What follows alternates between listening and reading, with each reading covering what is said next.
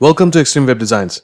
My name is Rocky, and in this video, I'm going to show you how to delete a user account in Windows 10. So let's get started. Make sure that you're logged in Windows 10 using an admin account. And once you're logged in, click on the Start menu in the lower left-hand corner of the screen and click on this button that says Settings. And once the screen pops up, click on this option that says Accounts. And then in the sidebar, click on the option that says Family and Other People. And here under the Other People section, find the list of all the accounts that are added in the device. So select an account that you wish to delete by simply clicking on it, and then click on the Remove button. Windows is going to ask you to confirm the deletion of the account and all its relevant data.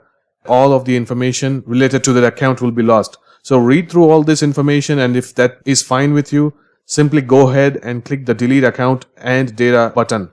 If you wish to cancel this, click the Cancel button. Now let's see how to delete it. So simply click the Delete Account and Data button, and Windows is deleting the account and all of its relevant information.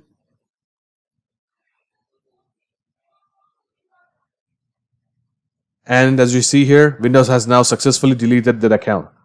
So that is how easy it is to delete a user account in Windows 10 using an admin account. If this video was helpful, please show your support by leaving a like, comment, and share the video on social media. Subscribe to the channel and tap the bell icon to receive all future updates. Thanks for watching.